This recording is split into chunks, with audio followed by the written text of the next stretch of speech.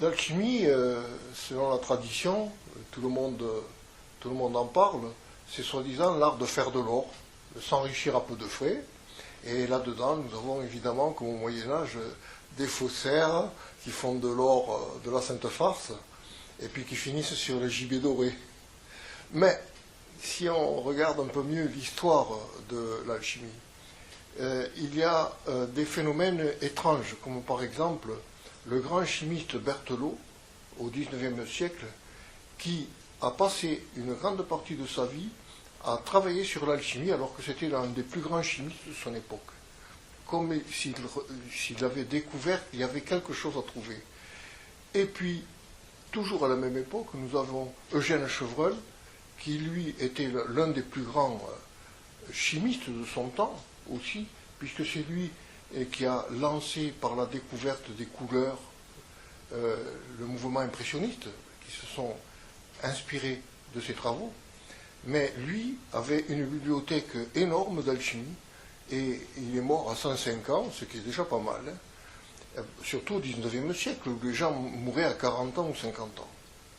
Donc on a quelque chose qui montre ici, par certains phénomènes, que l'alchimie, certains ont compris qu'il y avait quelque chose d'autre derrière ces concepts de transmutation pour faire de l'or. Donc, si on regarde le mot alchimie, alchimie, en arabe, ça vient du mot alchimia. Alchimia. Al, c'est l'article, et chimia, qui vient à la suite. Et ça veut dire la chimie. Bon, c'est pas extraordinaire, on ne voit pas très bien pourquoi le mot alchimie a pu dériver de ça. Mais seulement, le mot chimia provient de l'égyptien qui veut dire terre noire. Et terre noire, donc, les alluvions du Nil, qui recouvraient l'Égypte périodiquement, a donc donné son nom, puisque l'Égypte s'était appelée pour ça le pays noir. Donc on comprend très bien que rien qu'à part l'étymologie, l'alchimie est à voir quelque chose avec l'Égypte ancienne. L'Égypte ancienne qui l'a transmise à la Grèce. À la Grèce par l'intermédiaire, puisqu'Alexandre le Grand non pas a conquis, mais venu libérer l'Égypte du joug de ses occupants. Et donc, de ce fait, l'Égypte a accepté et a couronné Alexandre le Grand pharaon. Donc, tous les souverains grecs sont devenus des pharaons au fur et à mesure. Les Ptolémées, donc, quand Alexandre le Grand est décédé, eh bien, son général, Ptolémée, a donc hérité de l'Égypte. Et il a continué à faire cette union entre l'Égypte et la Grèce. Donc on a quelque chose de très riche dans le mélange de ces deux cultures, parce qu'elles ne se sont pas annihilées. Et donc, il y eut, lorsque la bibliothèque d'Alexandrie fut développée par Ptolémée, en 320 avant le Christ, donc quand il y eut cette colossale bibliothèque, où les gens venaient du monde entier, un centre culturel extraordinaire, ils venaient surtout par mer, et donc le port d'Alexandrie était envahi par des savants, on peut dire, des gens qui cherchaient la culture. Et donc la bibliothèque d'Alexandrie, qui fut colossale, finit même par être trop petite, tellement il y avait des gens qui enseignaient. Par exemple, nous avons Euclide qui a enseigné à Hipparque, qui a découvert plus d'un millier d'étoiles. Il a enseigné à Ératosthène, qui calcule la circonférence de la Terre.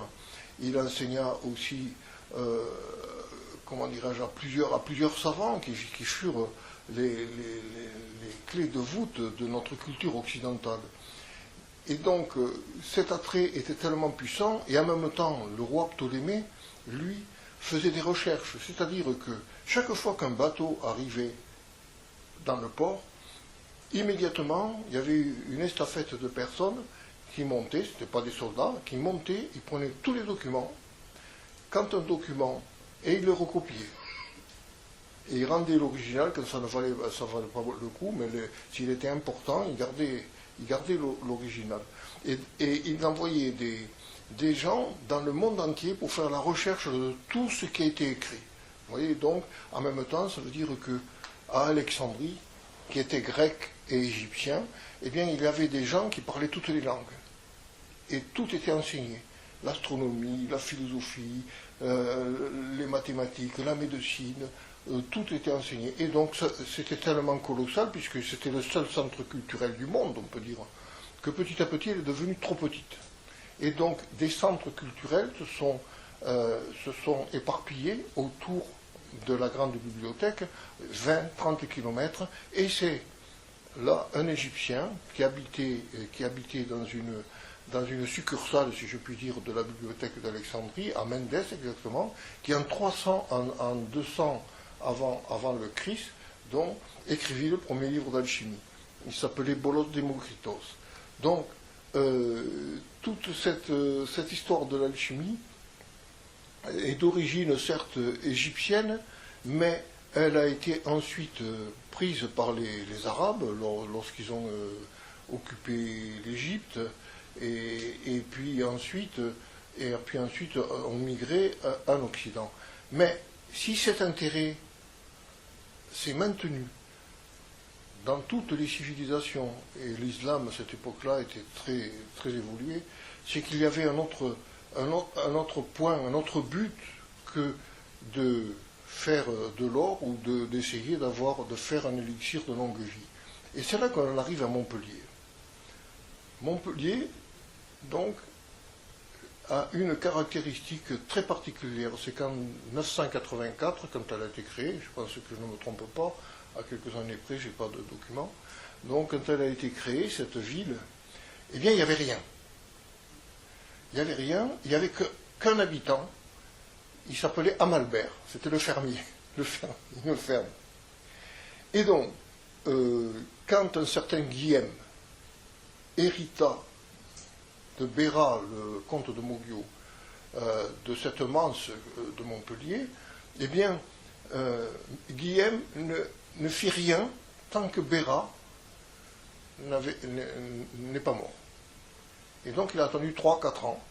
Et puis d'un seul coup, nous étions au seuil de l'an 1000.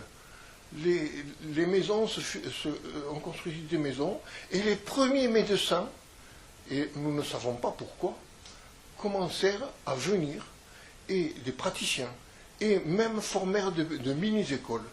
Depuis sa naissance, on peut dire que, mystérieusement, il faut le dire, eh bien, Montpellier a été un centre médical et un centre alchimique. C'est ça qui est intéressant. C'est que la médecine s'est toujours reposée sur l'alchimie. Et les choses que l'on saisit mal quand on pense uniquement à élixir de longue vie, c'est que l'alchimie est essentiellement une science de la vie. Alors c'est loin de la transmutation, mais c'est proche de l'élixir. C'est une science de la vie, une science médicale qui a permis donc aux premiers médecins qui étaient à Montpellier d'extraire cette vitalité, je dis bien, des plantes, cette vitalité de tous les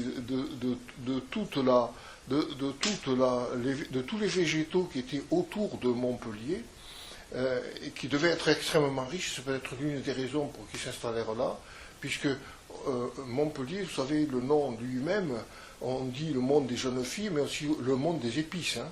Donc on se demande, parce que même Jacques Coeur en faisait commerce, si justement cette faune extraordinaire n'a pas donné naissance à ce regroupement de médecins très tôt dans la naissance de la ville.